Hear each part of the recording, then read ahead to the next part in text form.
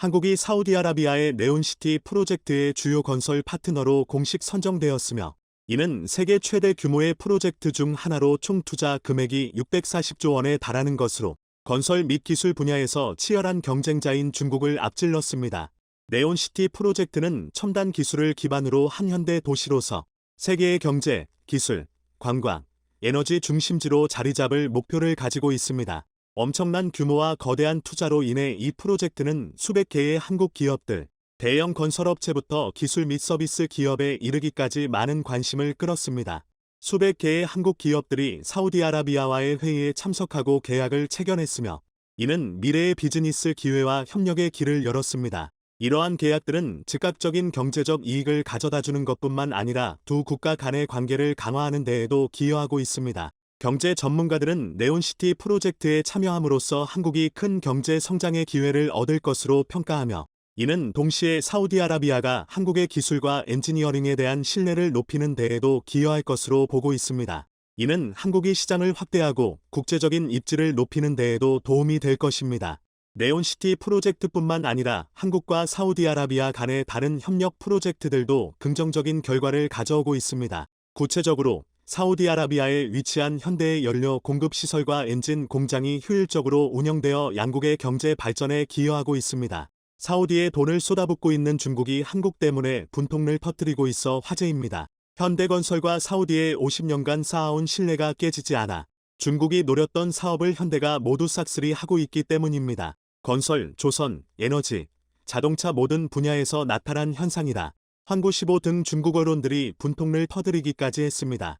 현재 사우디에서 무슨 일이 벌어지고 있는지 자세한 내용 살펴보겠습니다. 사우디가 추진하고 있는 미래 신도시 네몸 프로젝트 설명회가 아시아에서는 처음으로 서울에서 열린 바 있습니다. 도시 규모만 서울의 44배에 달하고 640조 원이 투입되는 대형 사업이라 국내 기업들의 움직임도 빨라지고 있습니다. 더 라인은 폭 200m, 높이 500m로 구성되며 사막을 가로지르는 길이 170km, 구조물의 생활과 교육, 업무 공간이 모두 모여 있습니다. 그리고 수상산업도시 옥사곤, 관광도시 트로제나, 최고급 휴양지 신달라 등 4개 공간으로 구문대 공사가 추진되고 있습니다.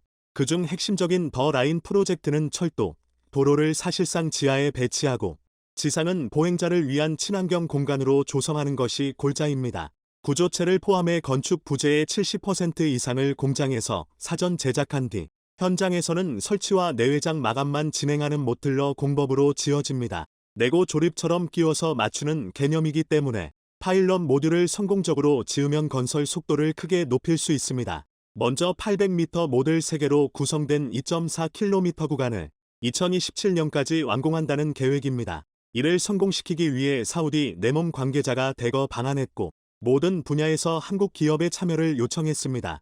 건설, 미디어, 교육, 헬스케어, 관광, 에너지 등 부문별 책임자가 참석해 국내 기업들과 1대1 미팅을 한 상태입니다. 한국에서는 100여 개 기업이 300개 가량의 사업을 네몸에 제시했는데 네옴 1단계는 2030년 완료를 목표로 하고 있습니다.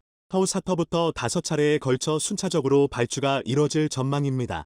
현재까지 국내 기업 중 네몸 관련 프로젝트를 수주한 곳은 3곳입니다.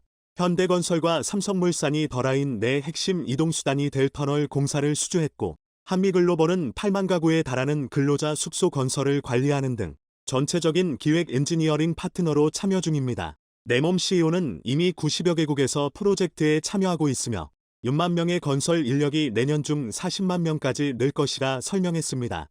25년간 계속해서 이어지게 될 스토리라고 강조한 상태인데 그들은 스마트시티 관련 한국의 높은 기술력에 주목하고 있습니다.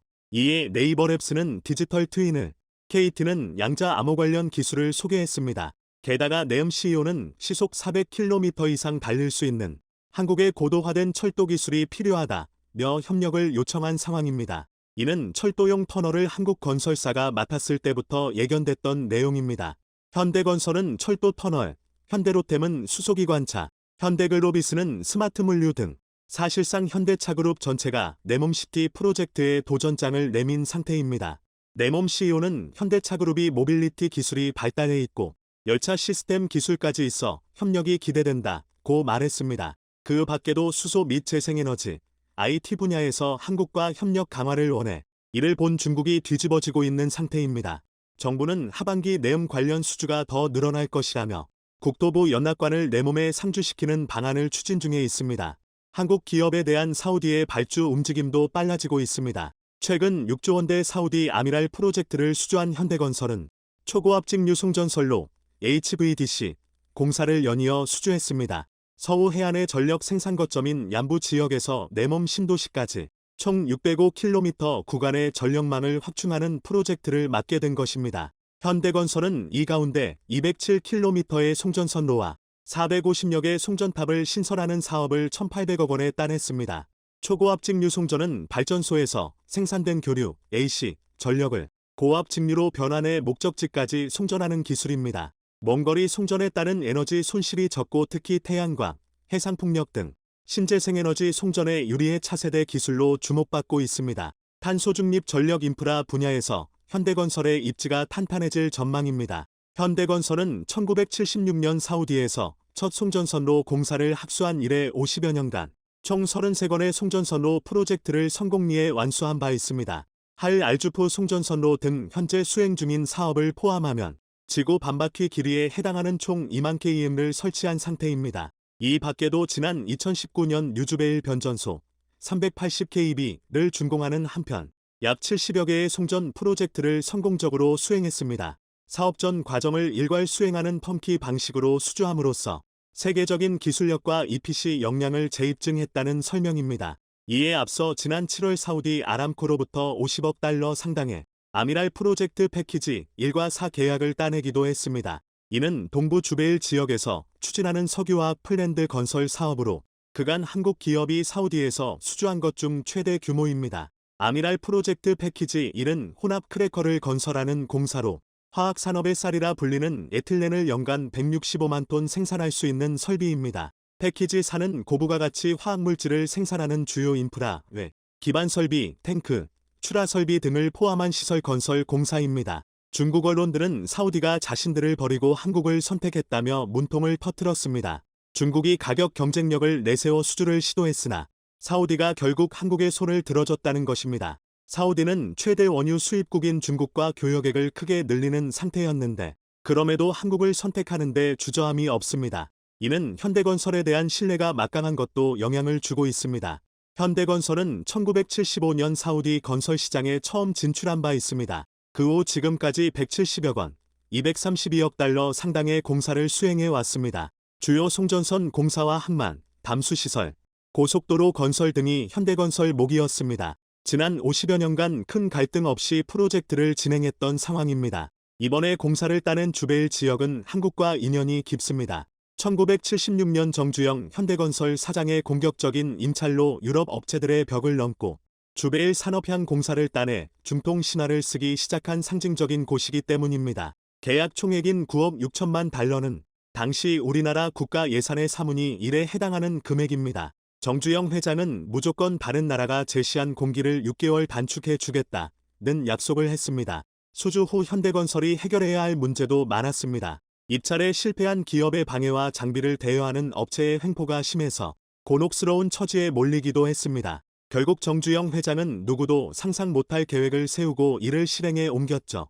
400톤이나 나가는 재킷 89개를 비롯한 철구조물 전량을 울산 현대중공업에서 제작해 12,000km 떨어진 사우디까지 바지선으로 19차례나 오가면서 총 12만 톤의 철 구조물을 실어 나르는 대역사를 만들어 낸 것입니다. 평균 수송률량은 약 6,000톤으로 편도 1항차당 35일 이상이 소요됐는데 그럼에도 굳은 의지로 태평양과 인도양의 거친 파도를 가르며 완성해냈습니다.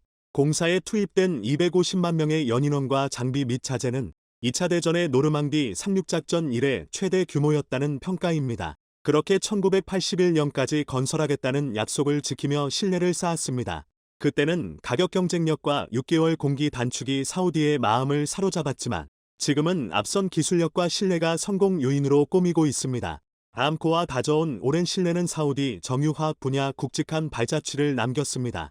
1979년 양부 천연액화 공장 해상 정박장 공사를 시작으로 쿠라이스 가스 처리 시설 등 석유화학 분야에서 협력을 강화하고 있습니다. 현대건설은 지난해 7월 아람코의 중장기 성장 프로젝트 나멧 프로그램을 통해 EPC 부문 독점 협상 대상자로 선정돼 정식 계약을 맺기도 했습니다. 세계 유수의 건설사 중 소수의 기업만이 이 지위를 확보하고 있습니다. 이는 아람코가 발주하는 석유화학 관련 신사업 수혜 계약 및 입찰 인센티브 혜택을 받을 수 있는 내용입니다. 사우디의 대규모 발주는 현대건설의 실적마저 끌어몰리고 있습니다.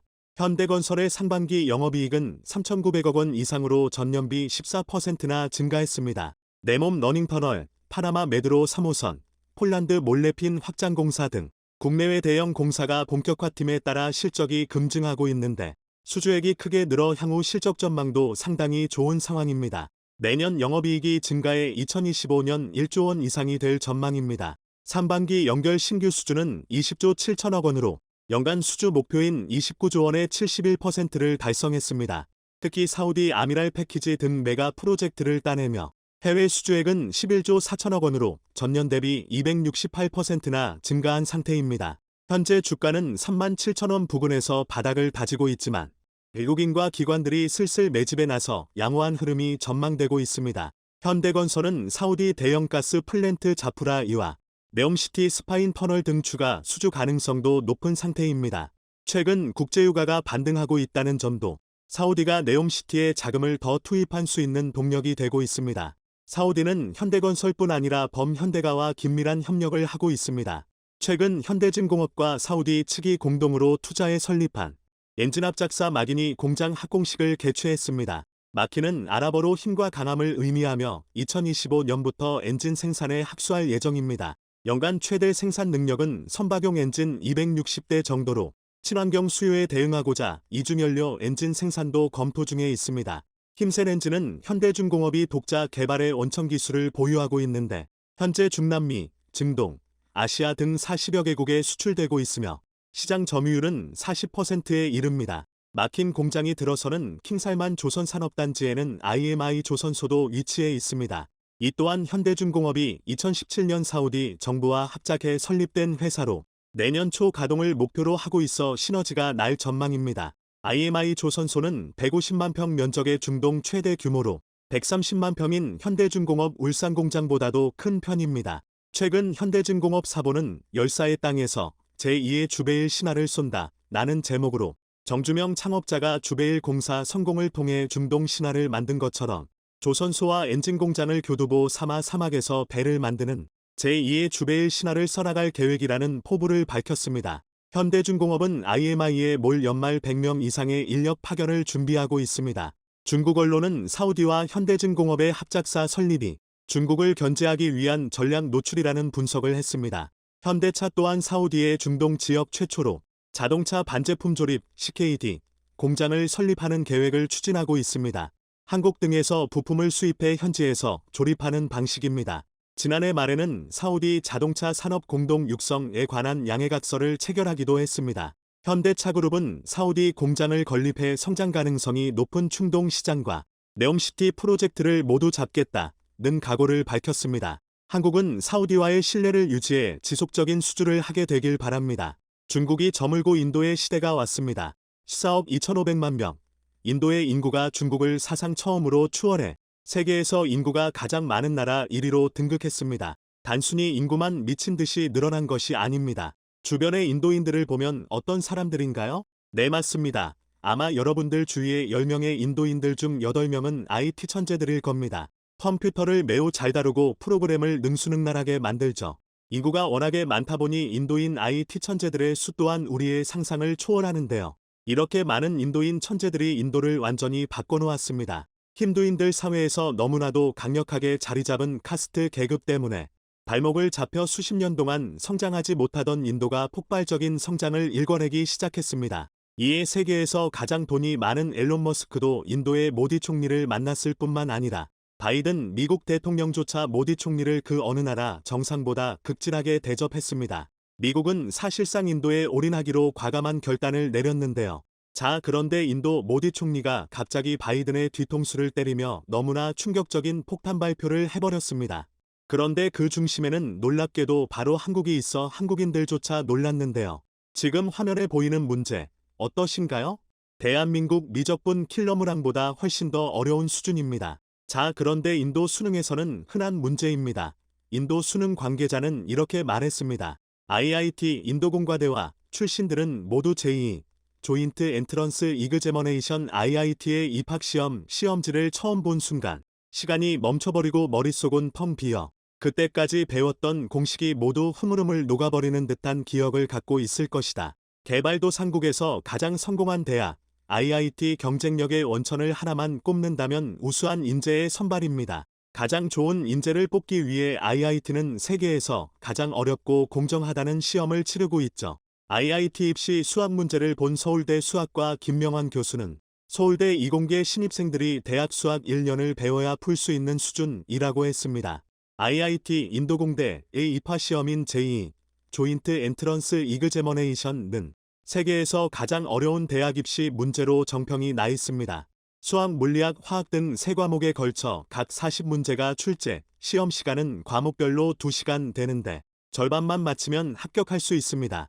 100점 만점에 평균 60점이면 원하는 인기 학과에 진학할 수 있고 전체 수석 합격자가 70점 정도입니다. 실수만 하지 않으면 만점도 맞을 수 있다는 우리나라 수능 시험과 근본적으로 다른 점입니다. 모든 과목은 단답형 4문제를 빼곤 36문제가 사지선다형입니다. 하지만 사지선다형 객관식이라고 해서 한 번호로만 찍어도 전체 점수의 4분의 1은 없겠지 라고 생각하면 오산입니다. 문제별로 오답에 대해서는 1터부터 2점의 감점이 있기 때문입니다. 자신 없는 문제에 대해서는 정답을 쓰지 않는 것이 오히려 낫습니다. 게다가 과목마다 과락이 있기 때문에 한 과목이라도 기준 점수에 미달하면 평균이 아무리 높아도 무합격 처리됩니다. 따라서 학생들은 3과목을 전부 공부해야 합니다. 국내 한 언론사는 난이도 측정을 위해 서울대 수학부 김명환 교수, 물리학부 유재준 교수, 화학부 김희준 교수 등 3명에게 과목별로 IIT 입시문제 분석을 의뢰했습니다. 화학부 김혜준 교수 등 3명에게 과목별로 IIT 입시문제 분석을 의뢰했습니다. 세 교수의 공통적인 평가는 우리나라 고등학교 정규 교과과정에서 안 가르치는 문제가 많이 출제돼 굉장히 어렵다는 것이었습니다. 김명환 교수는 수학 과목은 서울대 이공계 신입생들이 대학 수학 1년을 배워야 풀 수 있는 수준이라고 평했고 사지선다라서 25점을 기본점수로 받는다 해도 40점을 넘기지 못할 것이라고 예상했습니다. 유재준 교수는 전체적인 문제의 난이도가 국가별로 선발된 과학영재, 영재들이 치르는 국제올림피아드 수준이라고 말했습니다. 예컨대 수학 과목의 경우 40문제 중 절반인 20문제는 수능 시험의 가장 어려운 문제들인 킬러문항보다도 훨씬 더 어려운 수준으로 평가됐습니다. 나머지 20문제는 수능 수준이긴 하지만 수능에서도 가장 난이도가 높은 문제 수준으로 분석됐습니다. 네, 그렇습니다.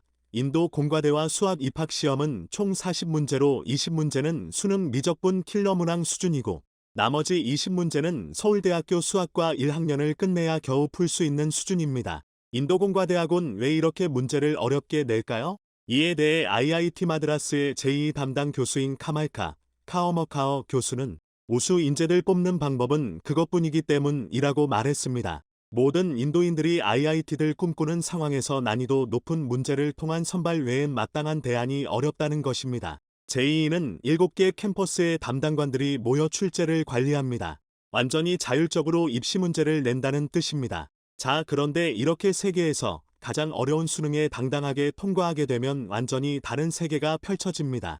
양평화 킬롤리어 인도 출신이 CEO로 있는 기업들을 살펴보면 양평화 BBA 키룰러너 러스파움 문어 구글, 마이크로소프트, 어도비, IBM, 마이크론, 마이크란 등이 있습니다. 킬러로 지금은 물러났지만 지난해까지 인도인 대표가 있었던 노키아도 있습니다. 양평화 킬로블의 러브솜 변호 BIT계 기업으로는 딜로이트, 덜로잇, 겟캅, 이이크, 위업 등이 있습니다. 6킬로블의 레이넘 우너 파라그 아그라와를 포함해 이들 중 다수는 인도공과대, IIT 출신이라는 공통점도 있습니다.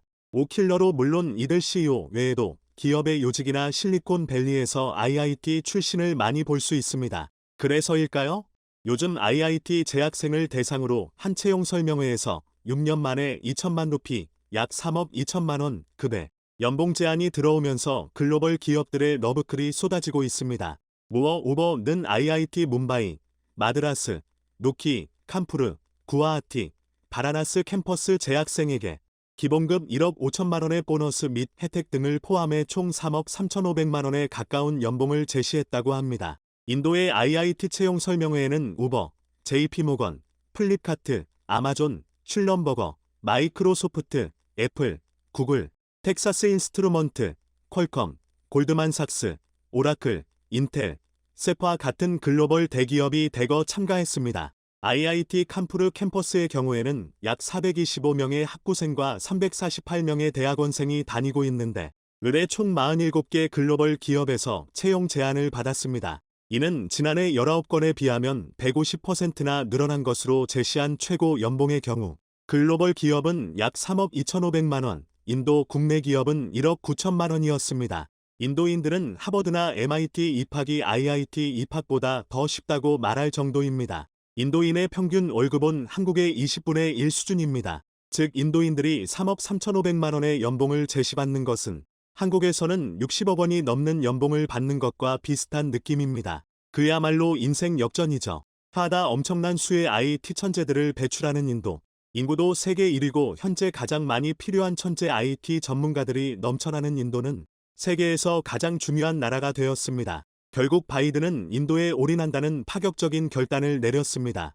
최근 바이든은 인도 모디 총리를 미국에 국빈 초대하였고 미국 언론들은 처칠급 대접을 했다며 미국 역사상 이렇게 극진하게 다른 나라 정상을 대접한 것은 처음 있는 일이라고 전했습니다. 그러면서 바이든은 모디 총리의 급격하게 성장하는 인도에서 미국 기업들이 확실히 자리를 잡을 수 있도록 도와달라고 신신당부했죠. 다른 나라에는 특혜를 주지 말고 오직 미국 기업들에만 특혜를 주라고 요청한 것으로 전해졌습니다. 자, 그런데 모디 총리가 바이든과 만난 후 인도에 도착해 충격적인 발표를 했습니다. 미국이 아닌 한국 기업의 파격적인 지원을 발표한 것인데요. 바이든이 미국에 공장을 짓기로 한 한국 기업들에 주는 보조금과는 상대가 안 되는 규모입니다. 모디 총리는 인도 정부 관계자들을 한국으로 보내 한국 기업들이 인도에 진출할 경우 파격적인 혜택을 제공한다고 전했습니다. 건립 비용의 무려 50%를 지원하겠다는 것입니다. 인도에 100조 원짜리 공장을 지으면 50조 원을 주고 200조짜리 공장을 지으면 100조를 주겠다는 것이죠. 아울러 제품 디자인 관련 투자와 5년간 순매출액의 4%부터 6% 수준으로 인센티브를 제공하는 한편 전자제품 제조와 정보기술, IT, 하드웨어 투자와 생산을 연계한 인센티브, PLI도 지급하고 전자부품과 반도체 제조 관련 투자에는 25% 규모 보조금도 제공하겠다고 밝혔습니다. 삼성도 화끈한 결단을 내렸습니다.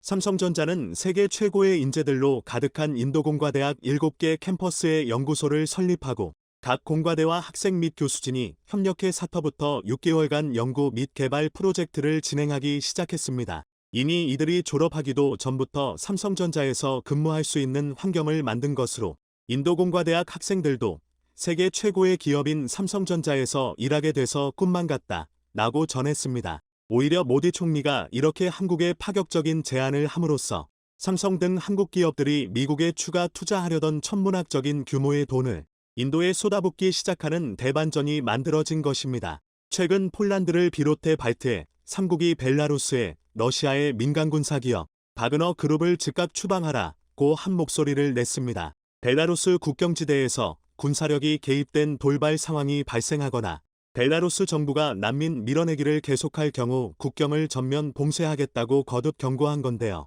바그너 그룹은 지난 6월 러시아에서 무장 반란에 실패한 뒤 벨라루스에 주둔하고 있으며 국경 일대에서 벨라루스군과 군사 훈련을 벌여 영내 군사적 긴장감이 고조됐습니다. 바그너 그룹이 벨라루스로 거점을 옮긴 뒤 나토 국가들은 국경 경비를 강화했는데 현재 벨라루스에 주둔 중인 바그너 용병은 4,000명 안팎으로 추정되며 벨라루스 루카센코 대통령은 이 숫자가 곧 1만 명까지 늘어날 거라고 밝혔습니다. 그런데 이렇게 위기에 몰린 폴란드가 최근 한국을 중심으로 내세우고 있다고 해 관심이 집중되고 있는데 과연 어떤 내용인지 자세히 알아보겠습니다. 앞서 지난달 15일 폴란드 수도 바르샤바 시내에는 낮 기온이 34도까지 오르는 무더위였지만 거리 양쪽으로 폴란드 현지인들로 가득 들어찼는데요. 바로 사상 최대 규모로 개최된 폴란드 국군의 날 행사를 보려고 몰려든 사람들로 이날 행사 하이라이트인 열병식에선 한국에서 들여온 K2, K9 등이 등장했고 FA-52 바르샤바 상공을 위풍당당하게 날았습니다. 러시아 우크라이나 사태로 인해 동유럽 전역의 전운이 감돌고 있는 가운데 폴란드가 한국에서 들여온 무기들로 대대적인 군사력 과시에 나선 겁니다. 여기에 더해 KAI가 지난달 26터부터 27일까지 폴란드 나돔공항에서 열린 나돔에어쇼의 공식 스폰서로 참가해 KF-21과 LAH 소형 무장 헬기, 수직이 착륙 무인기 NI-500VT 등 차세대 주력 라인업을 선보였는데요. 나돔에어쇼는 폴란드가 주최한 국제전시회로 폴란드를 비롯해 영국, 독일 등 유럽 주요국 20개 기종의 항공기가 전시됐으며 이 자리에서 KAI는 부아슈차크 폴란드 국방장관과 후속 사업에 관해 구체적인 논의를 펼쳤습니다. 여기에 더해 이달 5일에는 한국의 주요 방산 기업들이 폴란드 국제방산전시회 MSPO에 대거 참가해 한국 방산 상륙작전을 본격적으로 펼칠 것으로 보입니다. 그런데 최근 폴란드에서 무려 30조 원대 2차 잭팟을 터뜨릴 조짐을 보이고 있다고 하는데요. 우선 지난 2일 우리 국방부가 폴란드에 공식 방문한 계기로 진행한 한 폴란드 국방장관회담을 통해 심도 있는 논의가 오간 것으로 보입니다. 실제로 우리 국방부는 폴란드 국제방산전시회 준비 상황을 직접 점검하는 한편 폴란드 바르샤바에서 한국 방산기업들과 간담회를 개최해 현지 진출 방산 업체의 노고를 격려하는 시간을 가졌습니다. 국방부는 이번 폴란드 방문을 통해 양국 국방, 방산 분야 협력을 확대하고 후속 무기체계 수출 계약을 위한 결정적 계기를 마련했다는 후문입니다.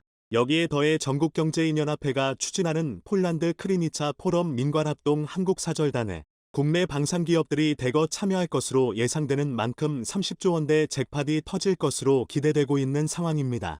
앞서 정경련은 방산, 인프라, 원전, 에너지 분야 협력 관심 기업 대상으로 사절단을 모집했으며 사절단은 이달 12일부터 15일까지 폴란드를 방문해 안제이 두다 폴란드 대통령이 후원하는 크리미차 포럼에 참석할 예정으로 알려졌습니다. 특히나 이번 사절단에는 하나에어로스페이스, 현대로템, KAI, LI진엑스원 등 주요 방산기업들이 참석하는 만큼 폴란드 무기 수출 2차 이행 계약 협상에 탄력이 붙을 것으로 보이는데요. 실제로 폴란드 수출 2차 실행 계약의 경우 K2 820여 대, K9 430여 문, 천무 80여 문 등 25조 원이 넘는 수출 계약을 비롯해 다양한 협력을 끌어낼 가능성이 큽니다. 하나에어로스페이스의 K9과 호주의 장갑차 공급 사업을 따낸 레드백은 MSPO를 계기로 폴란드를 비롯해 루마니아와 수주 계약을 체결할 수 있을 것으로 보입니다.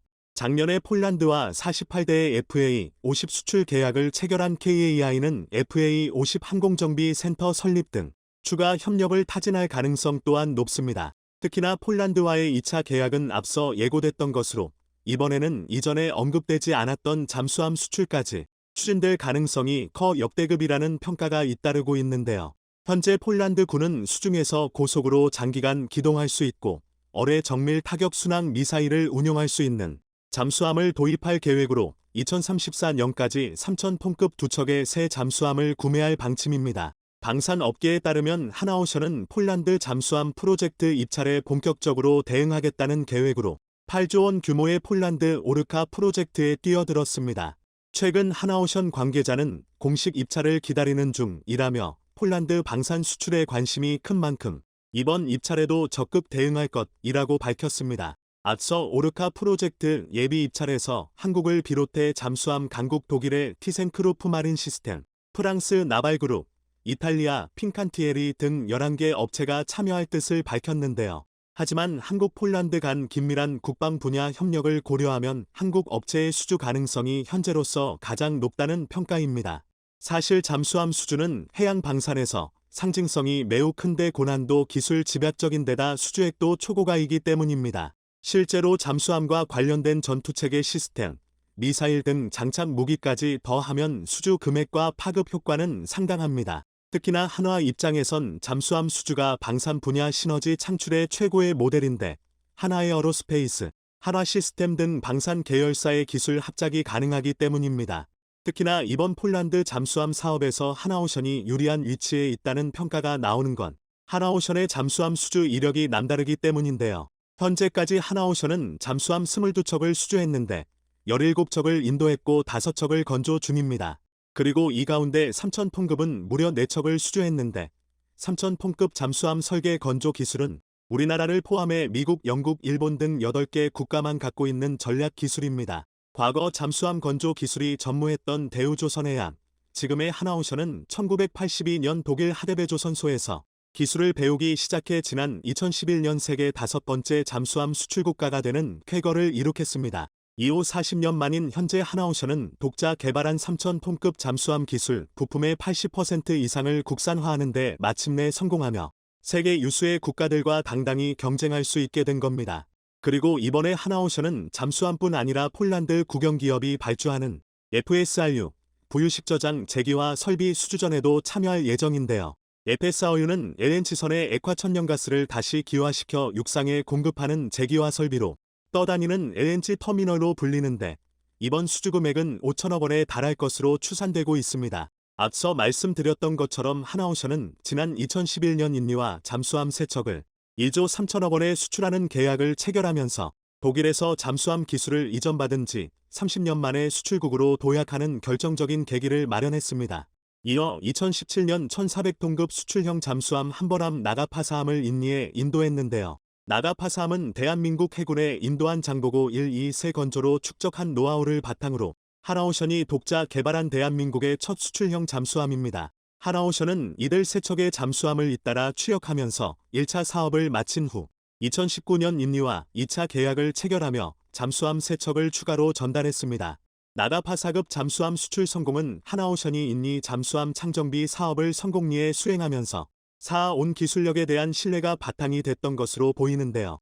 실제로 하나오션은 2003년 인리의 카크라함에 대한 창정비와 현대화 작업을 수행했으며 이에 만족했던 인리해군은 2009년에도 난갈라함의 창정비를 맡겼습니다. 특히나 2003년 창정비 수주 당시 하나오션은 독일 HDW사와 경합했는데 잠수함 본가인 독일을 누르고 수주에 성공해 엄청난 스포트라이트를 받았습니다. 그리고 마침내 하나오션은 2018년 도산한 창호함을 내놓으면서 3,000톤급 이상 잠수함을 독자적으로 개발한 대열의 어깨를 나란히 하게 됐습니다. 특히나 도산한 창호함은 취역 직후인 2021년에는 첫 SLBM 발사 시험에 성공하면서 한국은 독자 개발한 잠수함과 SLBM을 보유한 국가가 됐는데요. 이런 놀라운 역사를 만들어낸 하나오션은 최근 폴란드를 비롯해 총 80조 원의 잠수함 해외 수주에 역량을 집중하고 있는 중으로 이 가운데 캐나다 프로젝트에 가장 주목하고 있습니다.